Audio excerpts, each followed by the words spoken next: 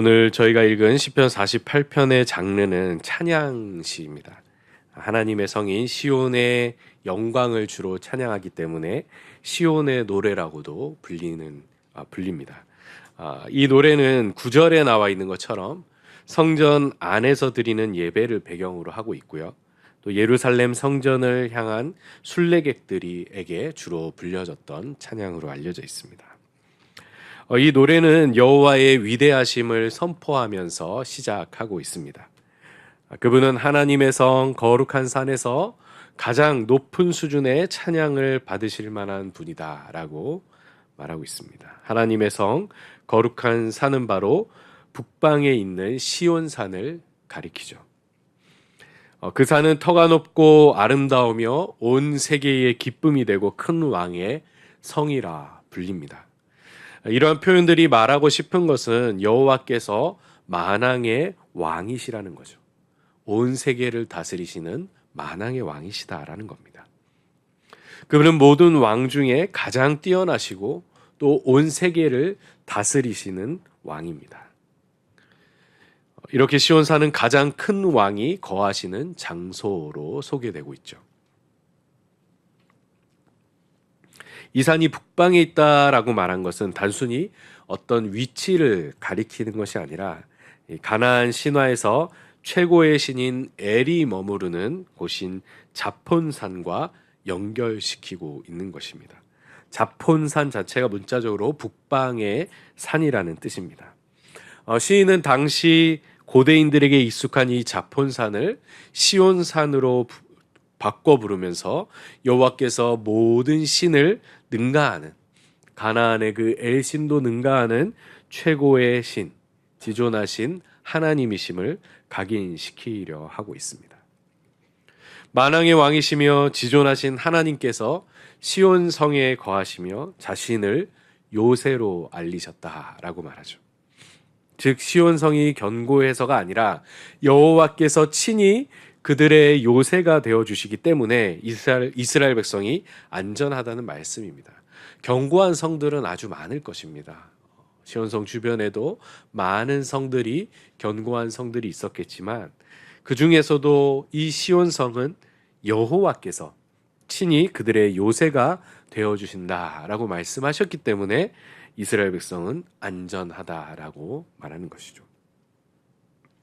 그 예로 4절에 보시면 왕들이 모여서 시온산을 함께 지나갔다라고 말하죠.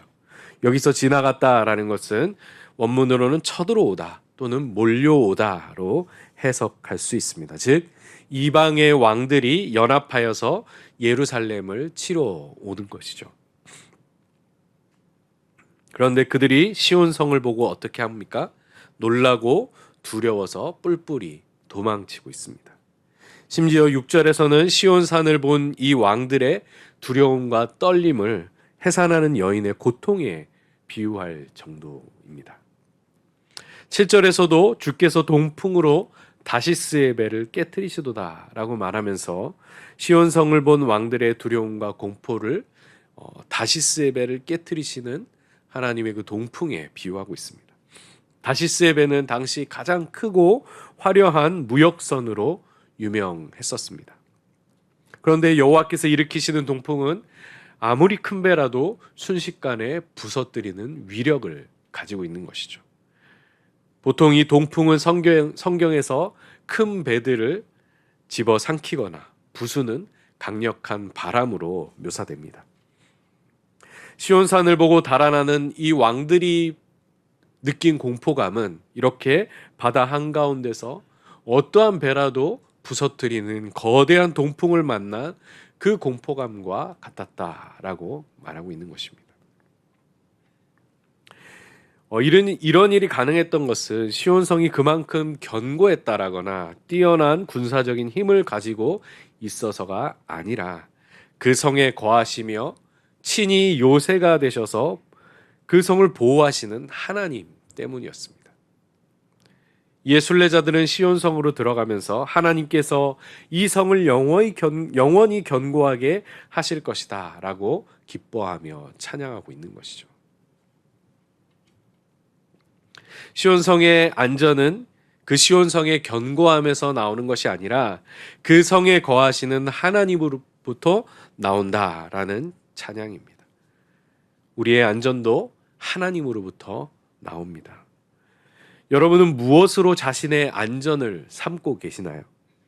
혹시 하나님보다 시온 성의 견고함으로부터 안전을 찾고 있는 것은 아닙니까? 시온 성의 견고함이라는 것은 무엇일까요? 가득 쌓아놓은 재물이 나의 안전을 보장해 줄 것이다. 잘 키워서 성공한 자녀들이 나의 안전을 보장해 줄 것이다. 나의 건강이, 내가 쌓아놓은 인맥이, 내가 가진 뛰어난 지식이, 아니면 내가 뽑은 정치인이나 그러한 나라들이 나의 안전을 보장해 줄 것이다. 이렇게 생각하고 있으십니까? 물론 이런 것들이 어느 정도 도움이 될 수는 있겠지만 영원한 안전을 보장해 주지 못한다라는 것이죠. 이런 것은 다 시온성의 견고함으로부터 안전을 보장받으려는 마음과 같습니다. 눈에 보이는 저 시온성이 견고하여서 그 성벽이 높고 망대가 많아서 그 시온성이 나를 보호해 줄 것이다 라고 생각하는 것이죠. 하지만 시편 121편 1절과 2절에서 시인은 이렇게 고백하고 있습니다. 내가 산을 향하여 눈을 들리라. 나의 도움이 어디서 올까? 나의 도움은 천지를 지으신 여호와에게서로다. 이렇게 고백합니다. 예배자가 된다는 것은 이 세상에 고정되어 있던 눈을 들어서 하나님을 바라보는 법을 배우는 것입니다. 시온성의 망대와 성벽으로부터 나의 눈을 돌려 하나님을 나의 요새로 삼고 그분께 모든 안전과 내 삶의 구원을 맡기는 법을 배우는 것이 예배인 것이죠. 우리 모두 참된 예배자가 되어서 우리의 시선을 하나님께로 고정하시고 하나님을 나의 요새로 삼아 참된 평안과 안정을 누리며 살아가시는 성도님들이 되시길 바랍니다. 9절부터는 예배하기 위해 모여든 순례자들이 직접 하나님께 말씀을 드리고 있습니다. 이 예배자, 이 순례자들은 모두 성전 안에 있다라고 말하죠. 성전의 한가운데서 하나님의 인자하심을 생각한다라고 말합니다. 여기서 인자하심으로 번역된 히브리어 헤세드는 하나님의 그 언약적인 사랑, 무엇으로도 끊을 수 없는 하나님의 신실한 사랑을 말합니다. 따라서 하나님의 인자하심을 생각한다라는 말은 하나님께서 이스라엘의 역사 속에서 그들과 맺으신 언약을 신실하게 지키신 것을 떠올렸다라는 뜻입니다. 하나님이 우리를 이렇게 사랑하셨지. 하나님이 이렇게 우리를 구원해 주셨지. 하나님이 이렇게 우리에 향한 약속을 지키셨지라는 것을 떠올렸다라는 말이죠. 이렇게 하나님의 헤세드는 막연한 감정이 아니라 이스라엘의 역사 속에서 구체적으로 행하신 하나님의 일들을 통해 드러난 사랑이었습니다. 이 헤세드에 대한 반응과 고백이 찬양으로 나오는 것이죠. 10절에서 순례자들은 주의 이름과 같이 찬송도 땅끝까지 미쳤다라고 말하고 있습니다.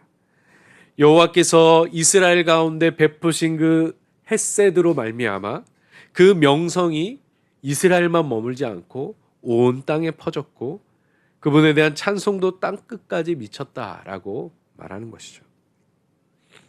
하나님께서 이스라엘 가운데 행하신 일은 단순히 이스라엘만을 위한 것이 아니었기 때문입니다. 하나님의 구원을 통하여 이스라엘에 베푸신 하나님의 은혜를 통하여 온 열방이 하나님의 이름을 알게 하시고 그 이름을 찬양하게 하시려고 이스라엘을 택하시고 그들과 언약을 맺으셨고 또 그들에게 헤세드를 베푸셨다라는 것입니다. 이어서 주의 오른손에 충만한 정의가 있다라고 노래합니다. 11절에 보시면 이 정의를 여호와의 심판과 연결하죠. 그 심판으로 인하여 시온산은 기뻐하고 유다의 딸들은 즐거워합니다. 인자하심과 하나님의 심판은 상충되는 것처럼 보이지만 하나님 안에서는 인자와 정의가 하나님의 사랑과 심판이 조화를 이루기 때문에 이렇게 찬양하고 있는 것입니다. 심판 중에도 긍휼을 잃지 않으시고 또한 그 심판을 통하여 당신의 백성들을 향한 하나님의 뜻을 이루시는 하나님이십니다.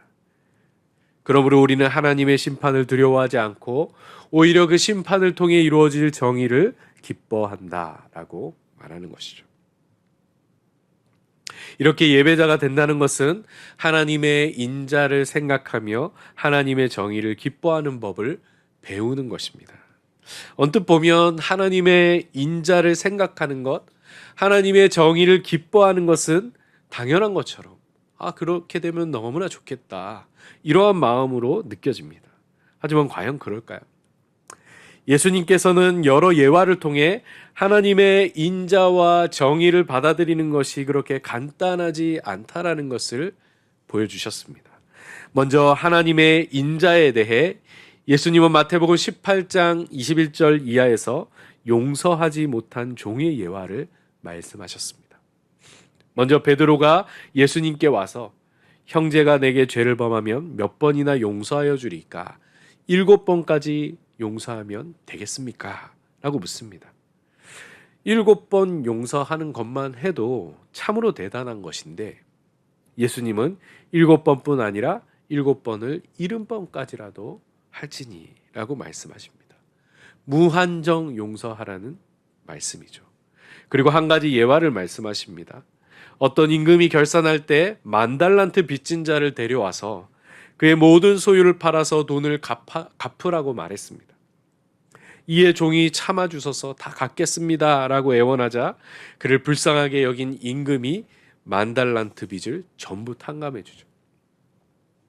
그런데 이 종이 나가서 자기에게 100데나리온 빚진 동료를 만나서 그의 멱살을 잡고 빚을 갚으라고 말합니다. 이에 동료가 똑같이 참아주셔서 갚겠나이다 라고 애원했지만 이 사람은 그를 옥에 가둬버리죠. 이 예화를 통해 예수님은 하나님께로부터 놀라운 은혜를 받은 자들이, 값으로 측량할 수 없는 용서를 받은 자들이 그 형제는 용서하지 않는 그 모습을 비판하셨습니다. 여러분, 용서의 기준, 우리 그리스도인들의 용서의 기준은 하나님의 용서, 하나님이 어떻게 우리를 사랑하셨는가, 그것이 우리가 행해야 할 인자와 용서의 기준이라고 말씀하시는 것이죠. 하나님의 인자를 받아들이는 것이 그만큼 쉽지 않다라는 것을 말씀해 주십니다. 우리는 과연 7번씩 70번, 즉 나에게 죄를 지은 사람을 무한정 용서할 수 있을까요? 하나님의 인자를 생각하는 것이 이처럼 쉽지 않은 일입니다. 하나님의 정의는 또 어떻습니까? 마태복음 20장에서는 포도원 품꾼 비유를 통해서 하나님의 정의에 대해 말씀하셨습니다. 포도원 주인이 하루에 1데나리온씩 약속하고 품꾼들을 포도원에 들여보내죠. 오전 9시에 장터에서 놀고 있는 자들을 불러서 포도원에 들여보내고 또 12시와 오후 3시에도 나가서 품꾼들을 불러와서 일을 시킵니다. 심지어 일이 거의 끝나갈 무렵인 5시에도 품꾼들을 불러와 일을 시키죠. 그런데 문제는 포도원 주인이 오후 5시에 와서 일을 거의 못한 사람도 1데나리온을 주고 오전 9시에 와서 하루 종일 땡볕에서 일한 사람도 똑같이 1데나리온을 줍니다. 이에 일찍 온 자들이 불만을 토하자 주인이 이렇게 말합니다.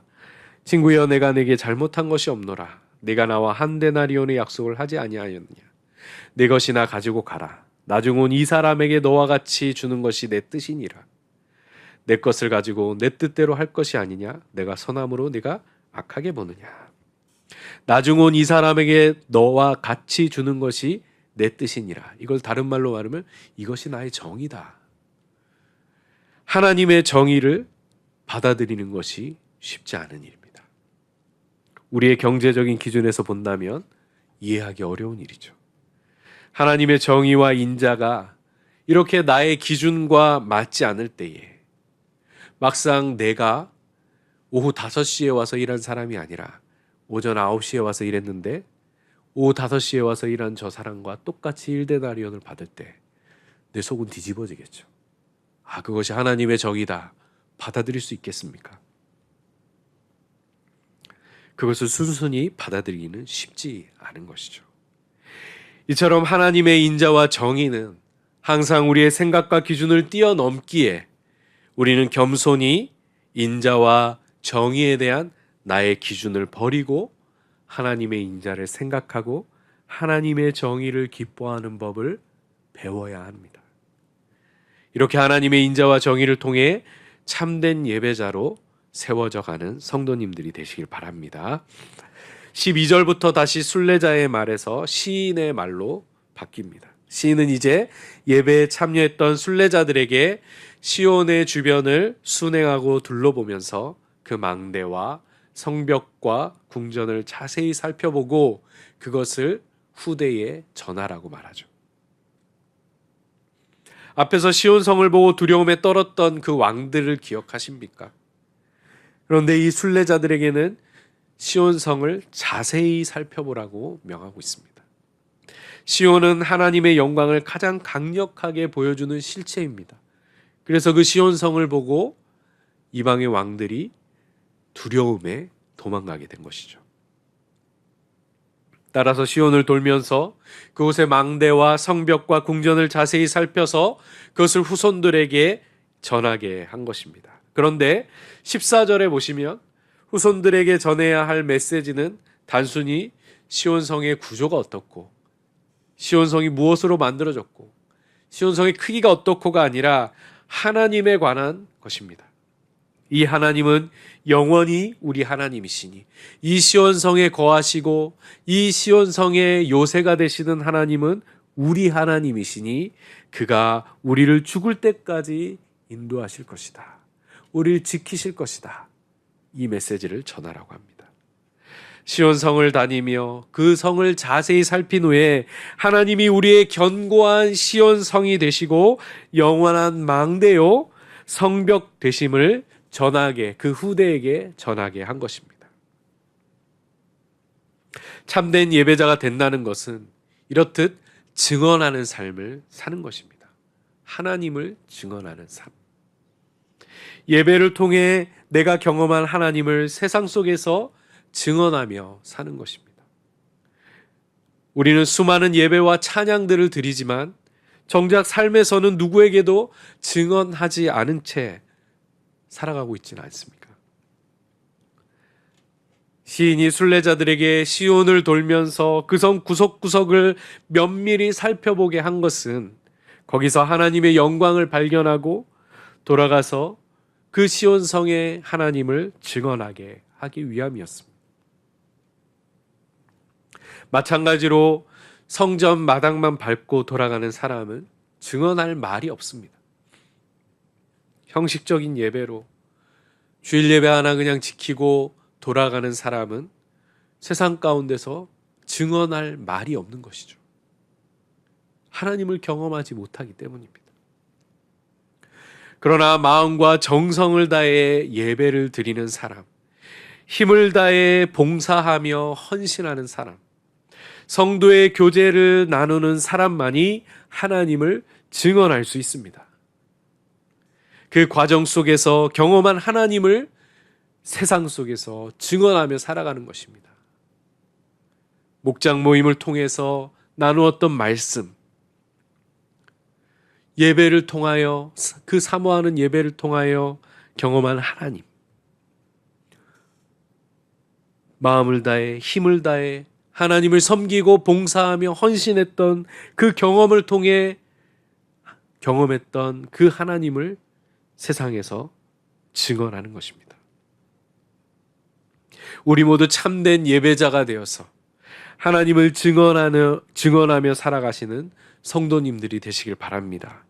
예배를 통해 봉사와 헌신과 교제와 배움을 통하여 경험한 그 하나님을 여러 사람들에게 풍성히 증언함으로써 하나님의 영광을 드러내며 살아가시는 성도님들이 되시길 바랍니다.